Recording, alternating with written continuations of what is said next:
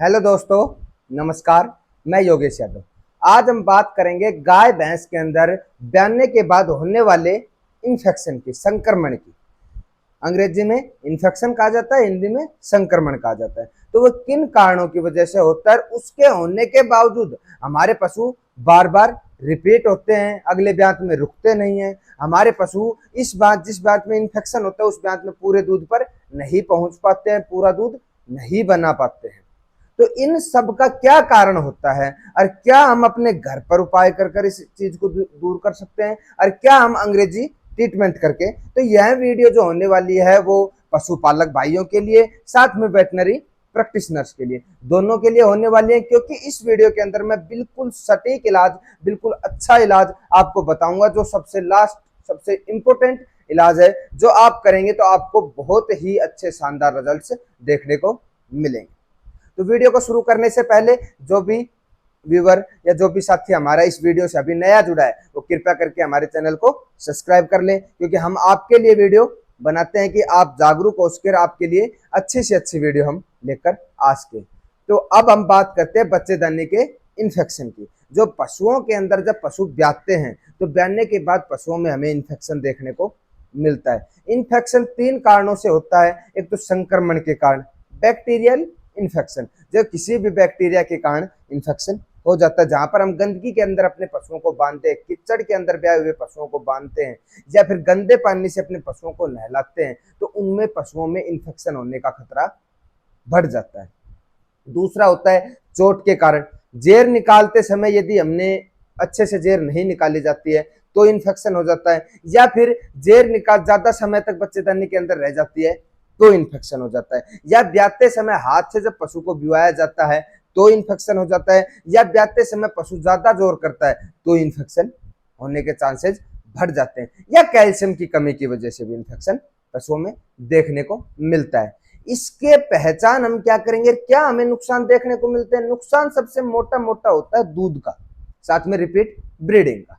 दूध का कैसे होता है कि जब पशु के इन्फेक्शन हो जाता है तो पशु दूध से चल नहीं पाता है, अपने पूरे पीक के ऊपर दूध नहीं आ पाता है। पशु अडर को अपने को समय के साथ सिकुड़ता हुआ ले आता है, साथ में अपना पशु पूरे पीक के दूध के ऊपर नहीं जा पाता है। कुछ पशु तो पाउसना भी बंद कर देते हैं, पाउसना भी कम कर देते हैं और अडर बिल्कुल चिपक जाता है, अडर की वो शाइनिंग, वो क्वालिटी रहती नहीं। तो उसके लिए हम क्या करें। दूसरी समस्या क्या आती है कि हमारे पशु का इन्फेक्शन हो गया, हमने कुछ देसी दवा देकर या हमने ना देखकर वो कुछ दिन बाद पशु ने डिस्चार्ज डालना तो बंद कर दिया, लेकिन उसके बाद वो पशु बार बार हम सिमन करवा रहे हैं, बार बार हम नेचुरल क्रॉसिंग करवा रहे हैं, लेकिन फिर भी हमारा पशु गाभिन नहीं ठहर रहा है। वो एक इन्फेक्शन का ही कारण होता है कि समय पर हम नहीं चेतने के कारण हमारे पशुओं में बाद में हमें बहुत ज्यादा समस्या देखने को मिलती है। तो मेरे पशुपालक भाइयों, जब भी आपको कभी ऐसी समस्या देखने को मिले तो आप जल्दी से जल्दी अपने नजदीकी अच्छे पशु चिकित्सक से सलाह लेकर आप अपने पशुओं का ट्रीटमेंट करवाएं, जिससे आपको आने वाले समय में किसी भी प्रकार का नुकसान नहीं देखने को मिलता। क्योंकि पशुपालन सदैव अच्छी ब्रीड के लिए, अच्छी क्वालिटी के लिए, और पशु मालिक होता है उसकी वो आय होती है जिसमें वो सारी पूंजी अपनी लगाकर काम करता है। तो उसके लिए उसको पशुधन बहुत इंपॉर्टेंट होता है। तो उसके लिए आप बिल्कुल सटीक तरीके से अपनी जानकारियां ले और अपने पशु को कामयाब बनाने की कोशिश करें।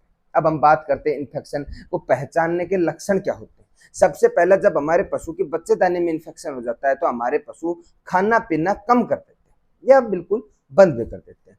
दूध उत्पादन है वो प्रतिदिन कम होता हुआ जाता है। अडर की शाइनिंग, अडर का साइज बिल्कुल कम होता हुआ जाता है। पशु के कई बार तो बुखार भी हमें देखने को मिल जाता है। साथ में पशु डिस्चार्ज डालता है, जिसके अंदर कई बार मवाद जैसे डिस्चार्ज डालता है, कई बार गंदे पानी जैसे डिस्चार्ज डालता है, कई बार उसमें चिथड़े आते हैं। पशु उठता है, बैठता है, बेचैनी सी पशु महसूस करता है, पीछे पशु के जोर लगाता है। ये सब जो कारण जो आप देख बताए मैंने आपको, ये इन्फेक्शन के अंदर हमें देखने को मिलते हैं। अब हम बात करते हैं इसके सटीक इलाज की।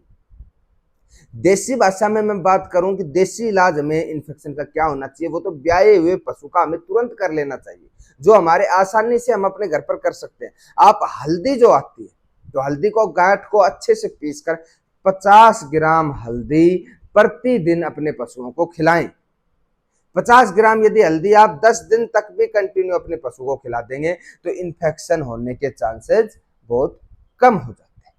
साथ में यदि इन्फेक्शन हो गया है और कंट्रोल देसी दवाओं से या आपके उपाय से नहीं हो पा रहा है तो वेटनरी प्रैक्टिशनर्स ऐसा क्या ट्रीटमेंट दें जिसकी वजह से वो बिल्कुल ही खत्म हो जाए और पशु समय से ज्ञापन भी हो और पशु दोबारा से ऐसी समस्या में मुझसे निजात पा जाए और पूरे दूध के ऊपर आ जाए। तो उसके लिए हमें सबसे पहले जो इन्फेक्शन हुआ है उसके लिए एंटीबायोटिक का यूज करना पड़ता है। तो एंटीबायोटिक के अंदर हम इसमें यूज करते हैं इंजेक्शन जाइलोफर, जिसके अंदर साल्ट आता है सेफ्टी फॉर सोडियम 1 ग्राम। जिन पशुओं का बॉडी वेट 4 से 5 क्विंटल के बीच में, मतलब 400 से 500 केजी के बीच में है, उनको आप 1 ग्राम इंजेक्शन जाइलोफर लगवाएं। एंटीबायोटिक का पहला इंजेक्शन हम जाइलोफर को लगवाएंगे। सेकंड इंजेक्शन हम क्या करेंगे, जिसमें आपको सेफ्टी फॉर सोडियम, मैंने आपको साल्ट बता दिया, आप किसी भी बेहतरीन एक अच्छी सी ब्रांड कंपनी का आप यूज कर सकते हैं जिसमें safety for sodium salt. Second injection हमें क्या यूज करना है, उसके बच्चेदानी के अंदर सूजन है, वो जोर लगाती है, पशु के बच्चेदानी सिकुड़ सी गई है, तो उसके लिए हमें इंजेक्शन एंटी स्पास्मोडिक, एनाल्जेसिक, साथ में एंटी इन्फ्लामेटरी, जिसके अंदर तीनों साल्ट हो, ऐसा इंजेक्शन हमें यूज करना पड़ेगा। तो उसके लिए एक बेहतरीन इंजेक्शन मैं आपको बताता हूं, इंजेक्शन मैग्लूडाइन, जिसके अंदर फ्लूनिजीन मैग्लूमाइन साल्ट आता है। इस इंजेक्शन को हमें यूज करना है और इस इंजेक्शन की भी लार्ज एनिमल में डोज हमें 20 ml इंट्रामस्कुलर, और जाइलोफर इंजेक्शन को भी आप इंट्रामस्कुलर यूज करें। साथ में आप सीपीएम इंजेक्शन को 10 ml यूज करें। साथ में जो आप एंटीबायोटिक एनाल्जेसिक हैवी दे रहे हैं तो उसकी वजह से आपके पशु का दूध कम ना हो, आपका पशु जुगाड़ी पे पूरी आ जाए, तो उसके लिए हमें बी कॉम्प्लेक्स का यूज करना चाहिए, जिसमें इंजेक्शन रूमेरिक आप 10 से 15 ml अपने पशुओं के इंट्रामस्कुलर यूज करें। ये तो बात हो गई इंजेक्टेबल की। अब हमें उसके इंट्रायूट्राइन दवाई भी डालनी पड़ेगी। तो इंट्रायूट्राइन दवाई के अंदर हम 2 दवाई मैं आपको बताता हूं, किसी एक का चयन कर सकते हैं। पहली दवाई लिक्सिन आईयू जो विरबैक कंपनी की आती है, आप उसको ले सकते हैं, या फिर आप मोक्सीवेल आईयू जो वेलकॉन कंपनी की आती है, आप इसको ले सकते हैं। जो आप पैकिंग आप देखेंगे कि 60 ml की पैकिंग इसकी आती है, 60 ml की पैकिंग इसकी आती है, आप इसको किसी को भी एक बच्चेदानी के अंदर छोड़ा सकते। ये जो ट्रीटमेंट मैंने आपको बताया है, ये ट्रीटमेंट आप 3 दिन तक कंटिन्यू अपने पशुओं के अंदर हमें अपने नजदीकी पशु चिकित्सक से करवाना चाहिए। और 3 दिन का जब आप ये ट्रीटमेंट करवा देंगे तो फिर मैं आपको बताता हूं उसके साथ देने के तत्व जो आप उनको देंगे तो आपके पशुओं में रिजल्ट्स बेहतरीन देखने को मिलेंगे। साथ में हमें करना क्या है, हमें अडर के लिए अडर स्ट्रॉन्ग एच नाम से जो लिक्विड आती है, वो लिक्विड आप 20 ml से 25 ml प्रतिदिन लार्ज एनिमल को, अपने पशु को दाने बंटे के अंदर मिलाकर या नाल से या इंजेक्शन से डायरेक्टली आप किसी भी प्रकार से अपने पशु को दे सकते हैं। सेकंड, आप एनर्जी टॉनिक अपने पशु को जरूर देना है। जैसे एनर्जी टॉनिक के अंदर हम ले सकते हैं एनाबोलाइट।